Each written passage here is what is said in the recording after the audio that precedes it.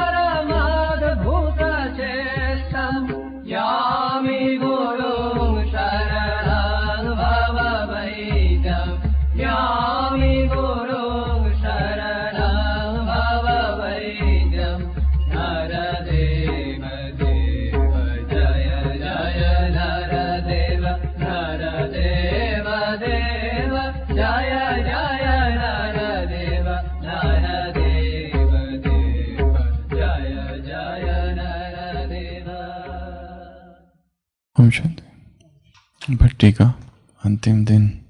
तो पिछले 20 दिनों से हम चर्चा कर रहे हैं ब्रह्मचर्य की, और इन 20 दिनों में ब्रह्मचर्य की कुछ बातें देखी। ब्रह्मचर्य बहुत बड़ा विषय है और पवित्रता उससे भी बड़ा। सारी बातें तो हम नहीं देख पाए, परंतु जो कुछ उसके बारे में समझा है, जो कुछ जाना है, उसको प्रैक्टिकल में अपने जीवन में अप्लाई करना है, ताकि अब तक का जो जीवन रहा और जैसा भी रहा, उसमें जाने अनजाने में ब्रह्मचर्य के विषय में जो भी भूले हुई है वो सारी हम सुधार सके, ठीक कर सके। और जितनी भी विधियां हमने इस भट्टी में देखी, पहले दिन से तो कल तक, बहुत सारी बातें हमें पता थी, हम कर भी रहे थे, परंतु उसको और तीव्रता से करने का लक्ष्य बनाना है, ताकि ये ब्रह्मचर्य स्वतः हो जाए, ताकि एक ऐसी अवस्था आ जाए जहां काम का आना ही असंभव हो जाए। चित्त की ऐसी एक दशा, एक ऐसी पवित्र अवस्था जहां अपवित्रता सम जाए, कोई चाहे तो भी अपवित्रता ना आए, ऐसी अवस्था आ जाए। और जितनी भी विधियां हमने देखी शुरुआत से लेकर अब तक, हर दिन कभी 4, कभी 5, कभी 6 व्रत, कभी 12 व्रत, कभी 8 व्रत, कभी 14 व्रत, हर दिन कुछ कुछ बातें देखी। आज एक अंतिम विधि देखेंगे। सब कुछ कर लिया, सब कुछ कर लिया, पर फिर भी नहीं हुआ। सब कुछ कर लिया, एड़ी चोटी का जोर लगा दिया, 20 नाखूनों को जोर लगा दिया, पर उसके बाद में भी शत्रु बहुत शातिर दिमाग है। क्या करे, एक ही मार्ग रह जाता है, समर्पण, भगत बन जाना, उस परम सत्ता के आगे समर्पित हो जाना, उस निराकारी सरकार के आगे घुटने टेक देना कि उस सब कुछ कर लिया, ये भी किया, वो भी किया, जो जो जिसने बताया वो सब किया, जो जो मुरलियों में आया वो सब किया, जो जो क्लासेस में सुना वो भी किया, जो जो किताबों में पढ़ा वो भी किया, परंतु फिर भी जन जन वासना की चक्की में पिसी है चेतना, रग रग में समाया हुआ है विकार। उसे पूर्ण रूप से शुद्ध कर दो, ये बहुत ऊंचा लक्ष्य है। इसलिए अंतिम विधि क्या है? यामि गुरु शरणम भव वैद्यम, शक्ति समुद्र समुद्ध तरंगम। जैसे तुम कौन हो? शिष्य अपने गुरु से कह रहा है कि शक्ति का जो सागर है उसकी जैसे, हे गुरु तुम एक तरंग हो। संशय राक्षस नाश महस्त्रम, संशय रूपी राक्षस का तुम नाश करने वाले हो। नरदेव देव अद्वय तत्व समाहित चित्तम, प्रोज्वल भक्ति पटावृत वृत्तम, कर्म कलेवर मद्भुत चेष्टम, यामि गुरुम भव भय वैद्यम। हे भव भय, ये जो भव सागर है, भव अर्थात बीइंग, ये रुकता ही नहीं, यहाँ चलते ही रहता है। जन्म मृत्यु, जन्म मृत्यु, जन्म मृत्यु, ये सागर है दुखों का। और तुम कौन हो? वैद्य हो, बैजनाथ हो। तुम डॉक्टर हो, फिजिशियन हो, सर्जन हो। अब तुम ही कुछ करो, अब तुम आओ। तो आज कौन सा दिन है? समर्पण का दिन है। शक्ति समुद्र समुद्ध तरंगम, दर्शित प्रेम विजंबित तरंगम, संशय राक्षस नाश महस्त्रम, यामि गुरुम भव वैद्यम। इस बाबा कहता है कि मैं कौन हूं? एक डॉक्टर हूं। और तुम सब कौन हो? रोगी हो। वो भी साधारण रोगी नहीं हो। तुम्हारी बीमारी किसी एक जन्म की नहीं है, क्रॉनिक बीमारी है, कई सालों की नहीं है, महाक्रोनिक बीमारी है। कई जन्मों के तुम महारोगी हो और तुम्हें इस संसार का कोई भी वैद्य, हकीम, डॉक्टर ठीक नहीं कर सकता। इसीलिए अंत में मुझे ही आना पड़ा, क्योंकि तुम्हारे रोग का निदान केवल मैं ही कर सकता हूं और दवाई भी केवल मेरे पास है।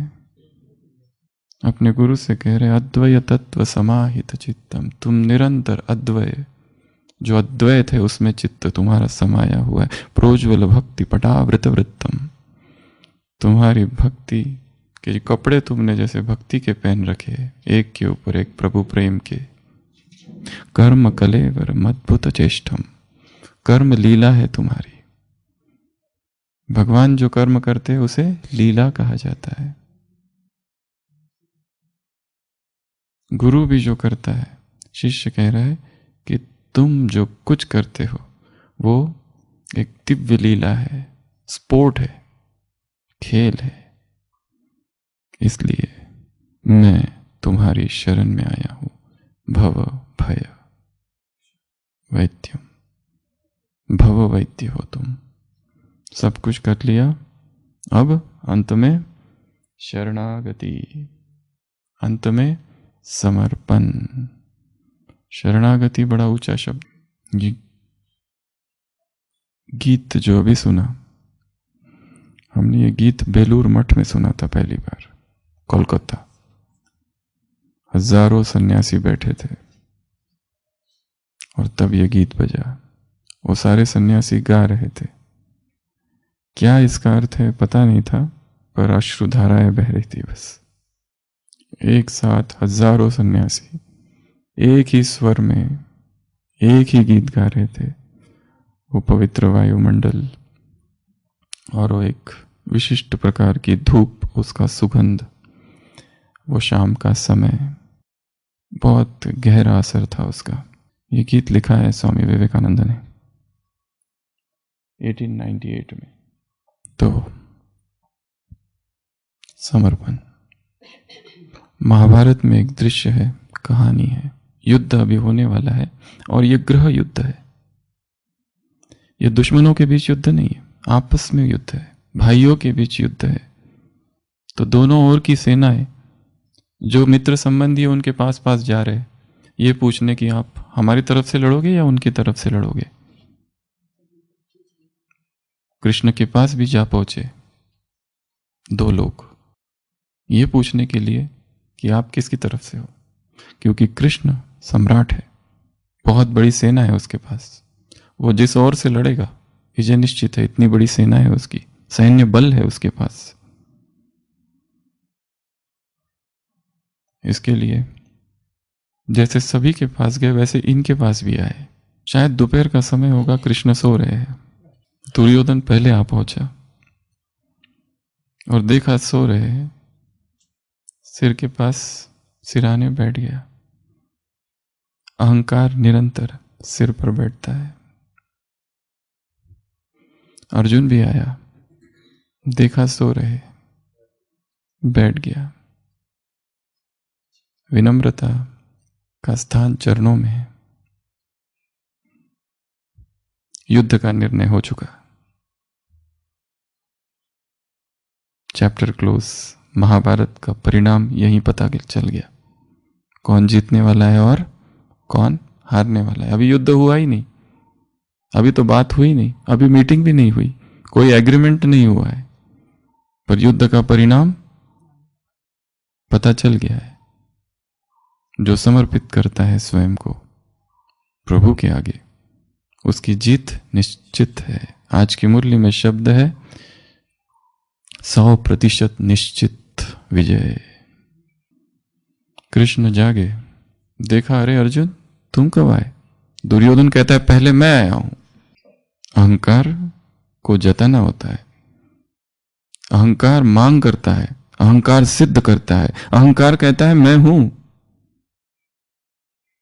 विनम्रता मौन है, समर्पण मौन है। समर्पण के पास शब्द नहीं है। समर्पण ये नहीं कहता प्रभु से कि तेरे द्वार पर मैं आया हूं।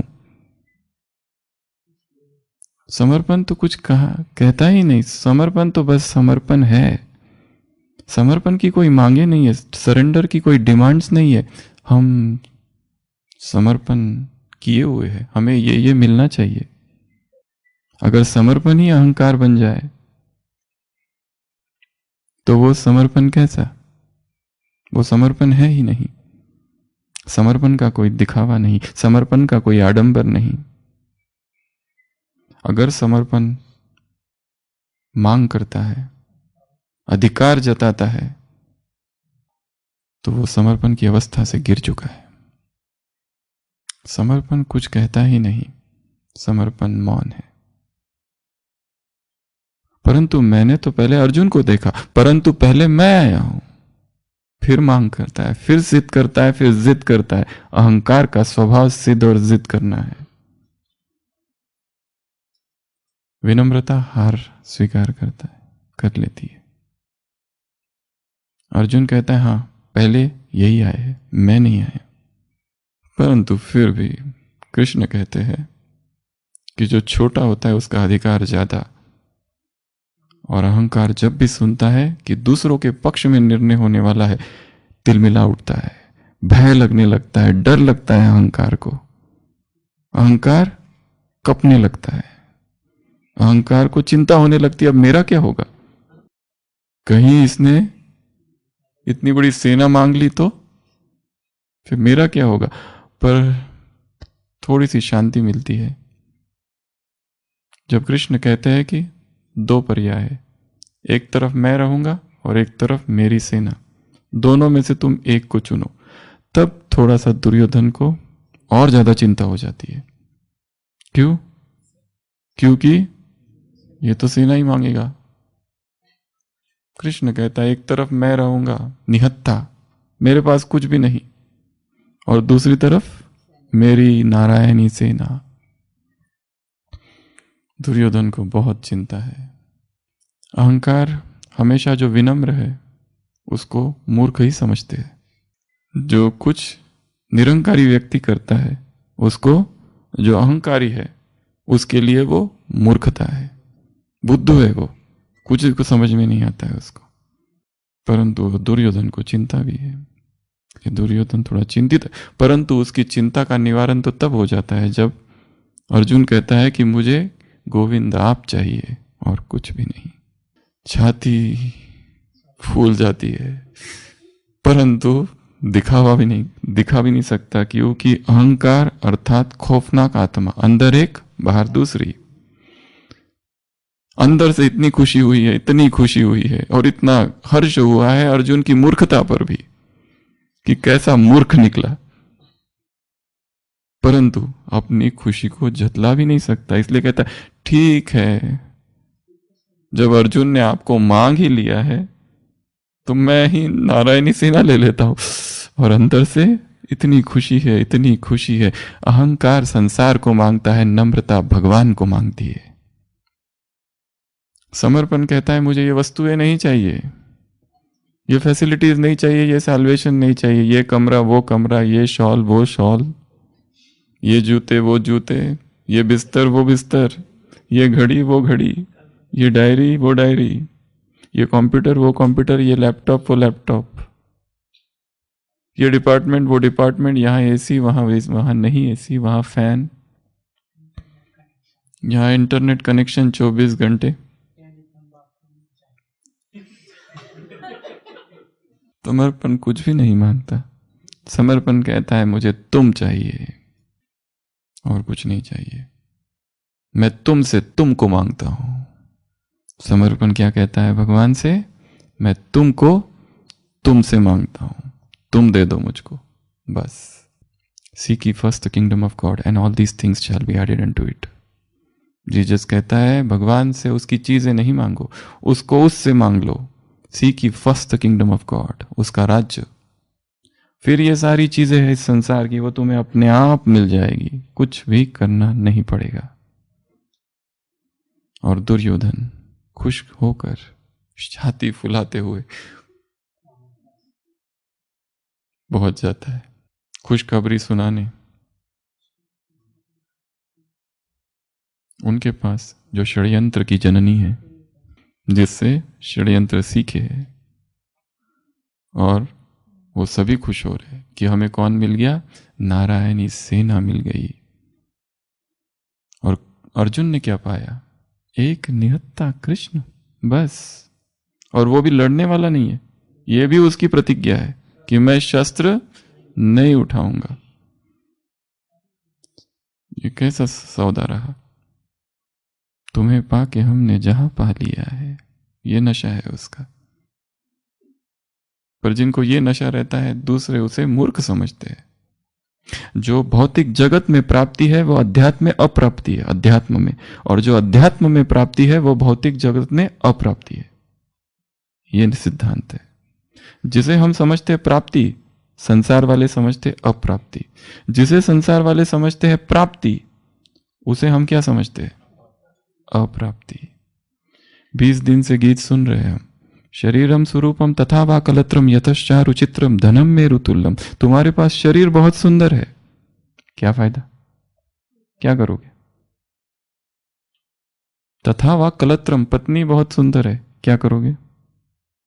यतश्चारु चित्रम, तुम्हारा यश दिगांतर में फैल रहा है, चारों दिशाओं में फैल रहा है। धनम मेरु तुल्लम, मेरु पर्वत जैसा तुम्हारे पास धन है। ततक्किम ततक्किम ततक्किम ततक्किम, क्या मिला क्या मिला क्या मिला? शंकराचार्य, आदि शंकराचार्य कह रहे ये सब करके भी तुमको मिला क्या? यदि तुम्हारा मन उस ईश्वर के चरणों में नहीं लग रहा है, यदि तुम उसके प्रति समर्पण नहीं हो, यदि तुम उसकी याद में खोए हुए नहीं हो।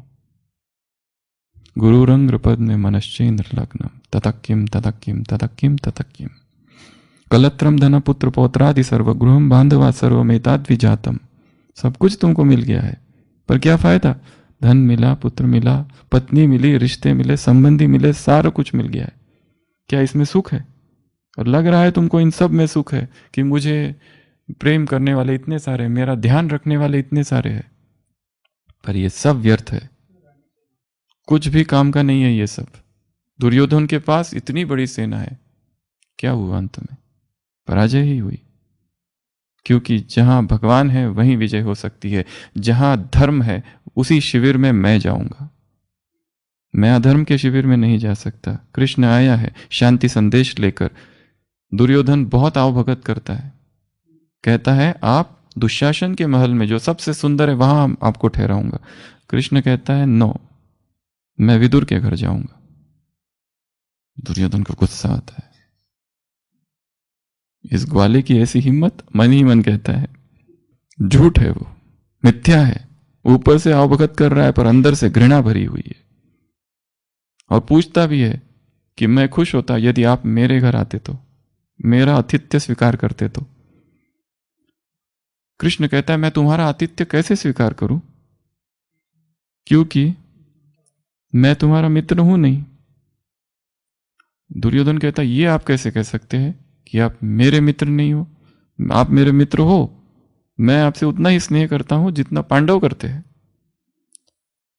कृष्ण कहता है अगर ऐसा होता तो तुम मुझे मांगते, मेरी नारायण ये सेना नहीं मांगते। कृष्ण कहते हैं नहीं, पर फिर दुर्योधन कहता है परंतु आपको तो अर्जुन ने पहले ही मांग लिया था।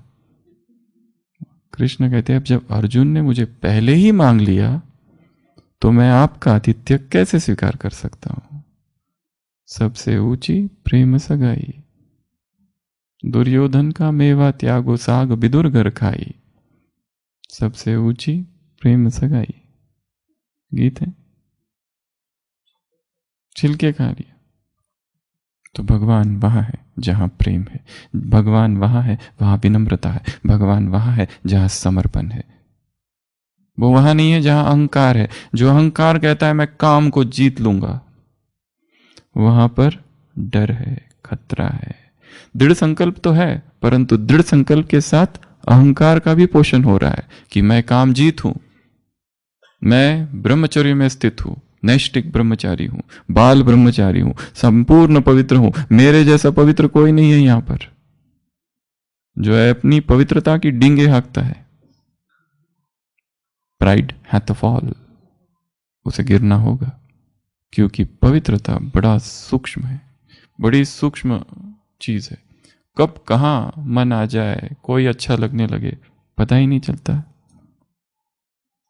षडंगादि वेदो मुखे शास्त्र विद्या कवित्वादि गद्य सुपद्यम करोति गुरुरंग पद में मनश्चेन्द्र लग्नम ततक्किम ततक्किम ततक्किम ततक्किम। तुम्हारे मुख में सारे वेद कंठस्थ है, तुम अच्छी अच्छी कविताएं लिखते हो, शास्त्र विद्या कवित्वादि गद्यम, अच्छे अच्छे गद्य पद्य लिखते हो, पर क्या फायदा ये सब के, जबकि तुम भगवान की शरण में नहीं हो। विदेशेषु मान्य स्वदेशेषु धन्य सदाचार वृत्तेषु मत्तो न चान्य। विदेश में मान है, देश में मान है, सब जगह तुम्हारी महिमा हो रही है, तुम्हारे सदाचार की महिमा हो रही है, परंतु भगवान से दूर हो, परंतु भगवान से बहुत दूर हो, क्या फायदा?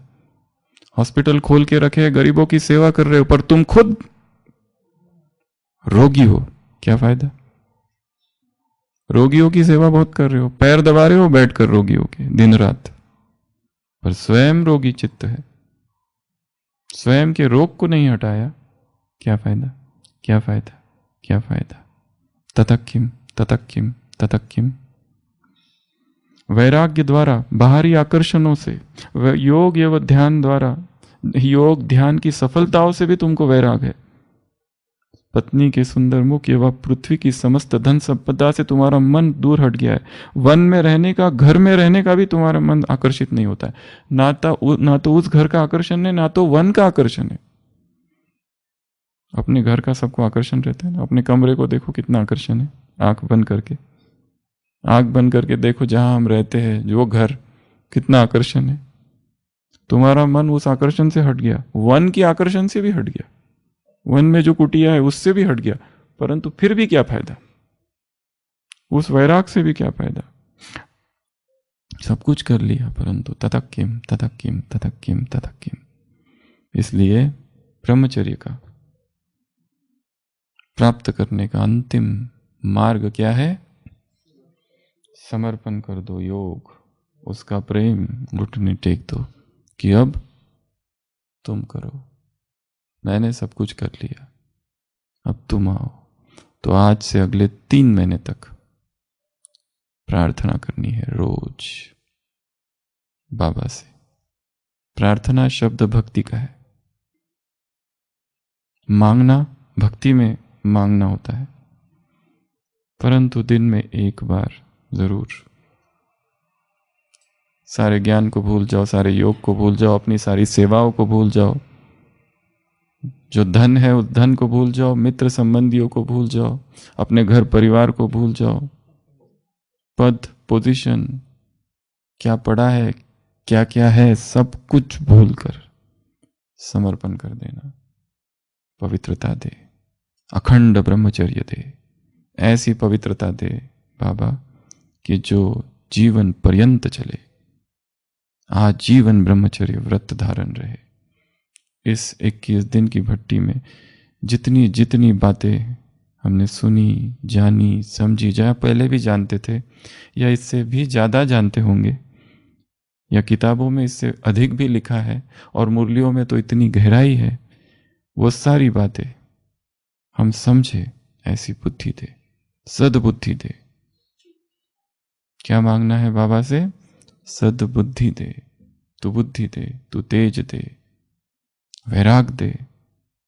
वैराग मांगना है, प्रभु प्रेम मांगना है। मांगना है तो हमें संसार की कोई चीज नहीं चाहिए, कुछ भी नहीं चाहिए इस संसार का, परंतु ये चीजें जरूर चाहिए।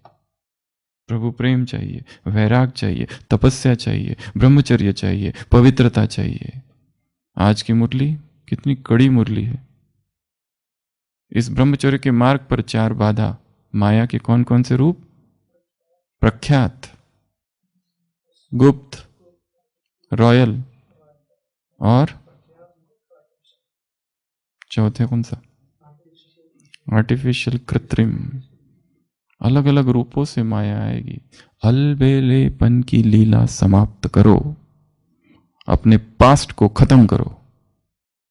स्ट्रॉन्ग स्टेटमेंट है मुरली में। Renounce the past, burn the fast, kill the past. जो कुछ अब तक हुआ है, जो कुछ भी, हम ये नहीं कह रहे कि जन्म जन्म पाप किए, जन्म जन्म को याद नहीं है। ये भी नहीं कह रहे कि बचपन से क्या पाप किए, वो भी याद नहीं है।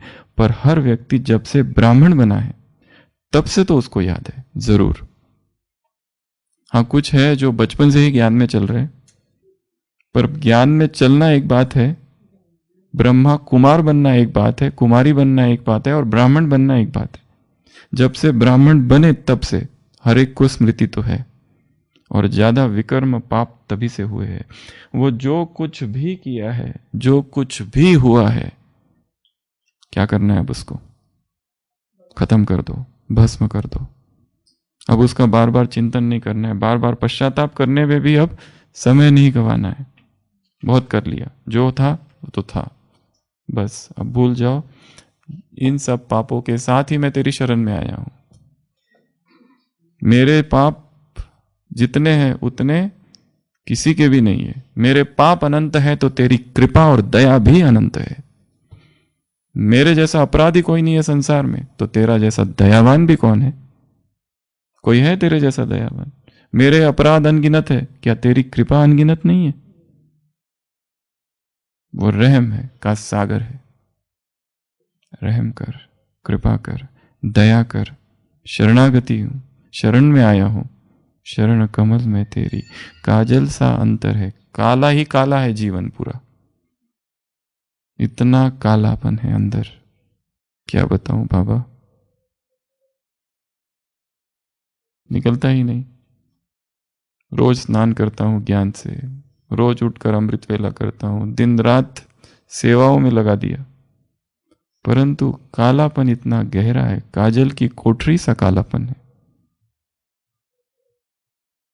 क्या करूं? समर्पण मांगना है उससे। शक्ति दे, ब्रह्मचर्य दे, ऊर्जा दे, ऐसी अवस्था दे, ऐसी उच्च अवस्था दे कि नीचे गिरना असंभव हो जाए। ऐसा प्रभु प्रेम इतना भर दे, इतना भर दे कि सारे दिन भर किसी भी देहधारी का प्यार आकर्षित ना करे। ऐसी आत्म अभिमानी स्थिति दे दे, निरंतर यही चिंतन रहे। क्या चिंतन चालू रहे? आत्मा की अमरता। क्या चिंतन चालू रहे? आत्मा की साक्षी भाव, आत्मा का पिता, आत्मा के संबंध, आत्मा का आकर्षण, आत्मा का प्यार, आत्मा की चाहत, आत्मा की आवश्यकता, आत्मा की शाश्वतता, आत्मा के गुण, आत्मा की शक्ति, आत्मा की समान, आत्मा का घर। ये सब केवल आत्मिक चिंतन ही रहे। दिन रात केवल बैठ रहा हूं, आत्मा सोच रहा हूं, आत्मा के विषय में, आत्मा की चैतन्यता का सोच रहा हूं, आत्मा की सजगता का सोच रहा हूं, आत्मा के साक्षी भाव का सोच रहा हूं। ऐसी 24 घंटे में ऐसी कोई भी मूर्छा की अवस्था ही नहीं है। अध्यात्म अर्थात सतत जागरण। ऐसा नहीं 23 घंटा जागरण और 1 घंटा सोना। उस 1 घंटे में ही, उस 10 मिनट में ही विकार आक्रमण करेगा। क्योंकि आज सुबह की अव्यक्त वाणी माया के साथ ही कितने जन्मों के, इतना जल्दी साथ नहीं छोड़ेगी वो मजबूर हो जाए, तुम मजबूत हो, तुम मजबूत हो। इतने मजबूत स्वयं को बना देना है कि ये असंभव हो जाए। तो आज हम एक प्रतिज्ञा करेंगे, पर यह प्रतिज्ञा ऐसी नहीं है जो जोर जोर से बोलना है, ये मन में करनी है। हम बोलेंगे, सभी आंख बंद करके बैठेंगे और मन में इसको रिपीट करेंगे। किसी के सामने बोलना नहीं है, किसी को दिखावा नहीं करना है। जो शब्द है उनको महसूस करना है, केवल मन में रिपीट भी नहीं करना है। जैसे छोटा बच्चा है, वो अपने पिता के पास आ गया है। कौन सा बच्चा? जो पिता को छोड़ के गया था। पिता ने बहुत धन दिया था, उसने कहा था मुझे तुम्हारे साथ बिजनेस नहीं करना है, मैं अपना बिजनेस खुद करूंगा। और गया और खुद बिजनेस में पैसे लगाए और सब गवा के अब समझ में आ रहा है क्या करूं। किसी ने कहा तुम्हारे पिता तो इतने बड़े बिजनेसमैन हैं, जाओ उनके पास।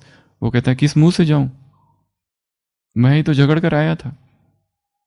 और जो जाता है तो देखता है पिता तो स्वागत करने के लिए खड़ा हुआ है, उसे तो आश्चर्य होता है ये क्या हो गया, मेरे स्वागत के लिए नगाड़े बज रहे। भाग कर पिता जाते और गले लगाते, तुम आ गए। ये भी नहीं पूछते तुमने क्या किया, कहां पैसे गवाए। सिकी लदे, long lost and now found. परंतु बच्चे को तो पता है ना मैं क्या गुल खिला कर आ रहा हूं। ऐसे जाना है जैसे कोई पापी पुत्र अपने पिता के पास जा रहा है, कोई शिष्य जिसने अपने गुरु के आज्ञा का उल्लंघन कर दिया और अब जा रहा है। इस भाव से जाना है। तो सभी अलर्ट होके बैठेंगे, स्थिर, आंखें बंद।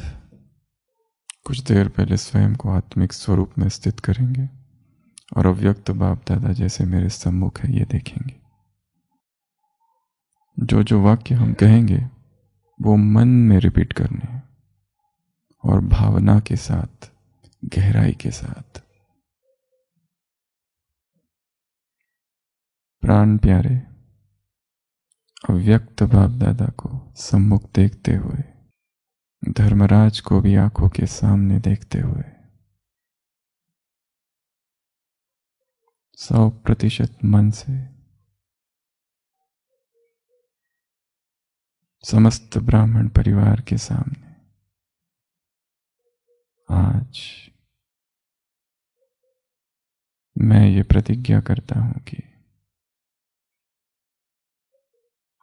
माया, काम विकार, रावण से भी विकराल रूप क्यों न धर कर आए, समस्याएं हिमालय से भी बड़ी क्यों न हो, सगे संबंधी सुनामी से भी बड़ा तूफान क्यों न खड़ा कर दे, कर्म भोग चीन की दीवार जैसी बाधा ही क्यों न बन जाए, परंतु हम अपनी पवित्रता रूपी निधि को, ब्रह्मचर्य रूपी दौलत को किसी भी हालत में हिलने नहीं देंगे।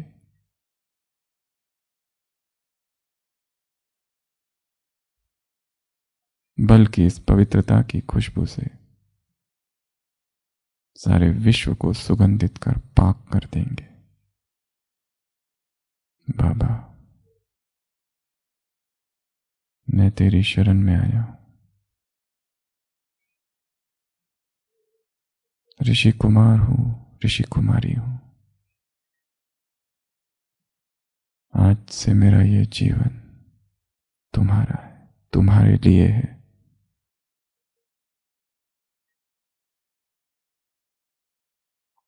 मर जाऊंगा, मिट जाऊंगा,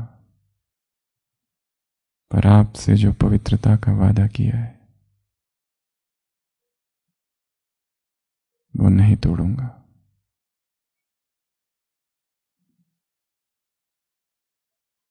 ये जीवन तपस्या की अग्नि में जलेगा। मैं तपस्वी कुमार, तपस्वी कुमारी बनकर ही दिखाऊंगा, दिखाऊंगी।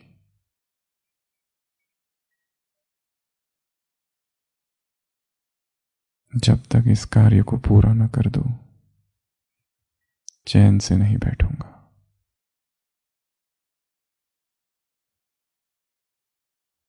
बाबा, इस अश्वमेध यज्ञ की रक्षा करने के लिए चाहे मुझे ध्रुव की तरह तपस्या क्यों न करनी पड़े, मीरा की तरह जहर का प्याला ही क्यों न पीना पड़े, या सीता की तरह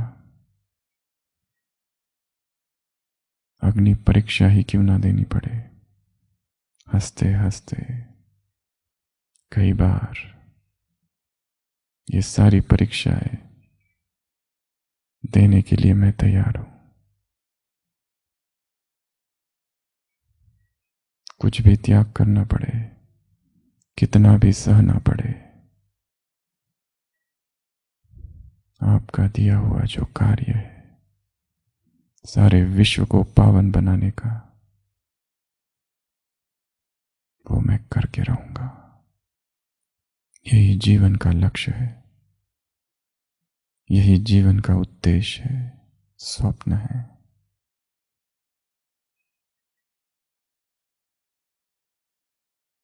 देखेंगे बाबा को आंखों के सामने। बाबा अपना वरदानी हस्त मेरे सिर पर रख रहे हैं, तिलक दे रहे हैं। बच्चे, तुम आदि अनादि रूप में सदैव पवित्र थे हो। मैं सदैव तुम्हारा था, हूं, रहूंगा। बाबा मुझे तिलक दे रहे हैं। अखंड ब्रह्मचारी भव, आजीवन ब्रह्मचारी भव, बाल ब्रह्मचारी भव, संपूर्ण ब्रह्मचारी भव।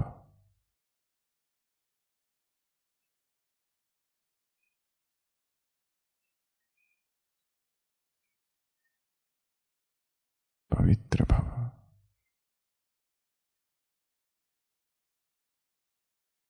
बाबा से दृष्टि लेनी है।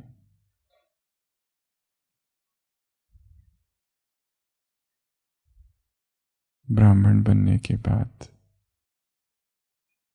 जो भी विकर्म किए, ब्राह्मणों की इस सभा में सबके सम्मुख उन सभी विकर्मों को स्वीकार करते हुए, बाबा मैं आपकी शरण आया हूं।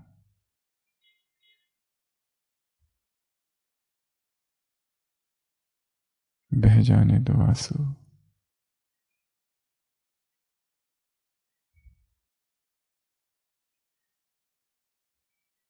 भर दो स्वयं को प्रभु प्रेम से।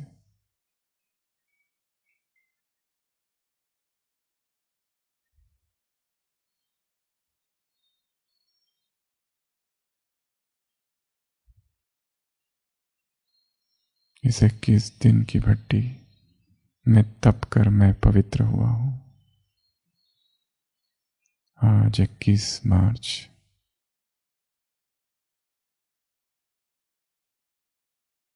बाबा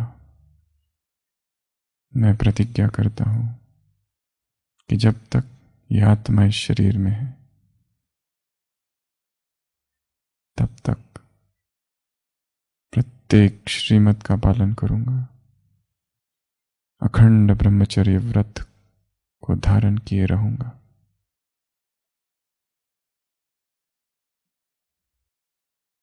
और सारे विश्व में आपकी प्रत्यक्षता का निमित्त बनूंगा।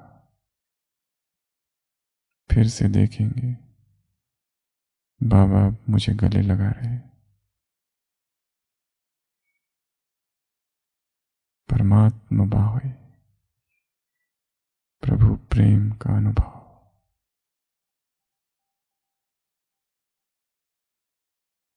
तुमको पाया सब कुछ पा लिया।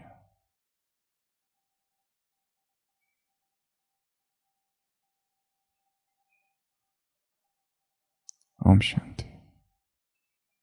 कल से 3 दिन ब्रह्मचर्य विषय में भट्टी आज पूरी हो रही है और ब्रह्मचर्य के बारे में ढेर सारे प्रश्न आए। 100 से भी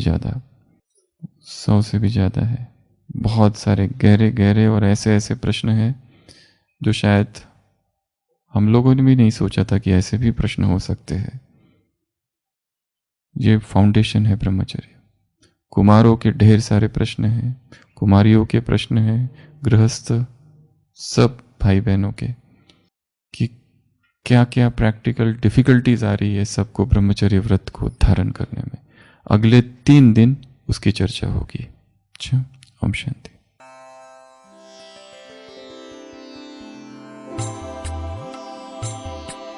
शरीरं सुरूपं तथा वाकलत्रं यशश्चारुचित्रं धनं मेरुतुल्यं मनश्चेनलग्नं गुरुरङ्घ्रिपद्मे तत् किं तत् किं तत् किं तत् किम्।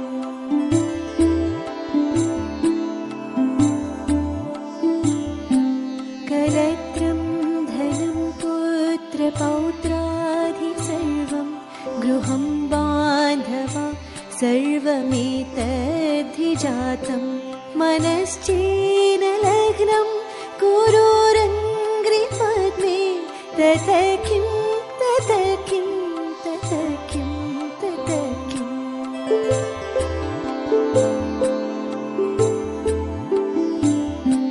षडङ्गादिवेदो मुखे शास्त्रविद्या कवित्वादिगद्यं सुपद्यं करोति मनश्चेनलग्नं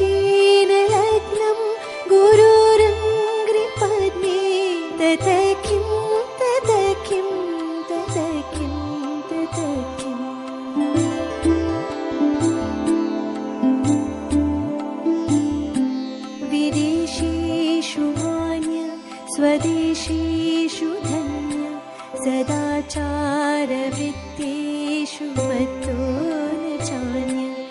मनश्चेन लग्नं गुरोरङ्घ्रिपद्मे तत किं तत किं तत किं तत किम्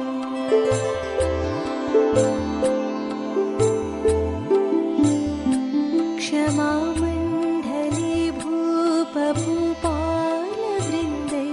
सदा सेवितं यस्य पादारविन्दं मनश्चेन लग्नं गुरोरङ्घ्रिपद्मे तत किं तत किं तत किं तत किम्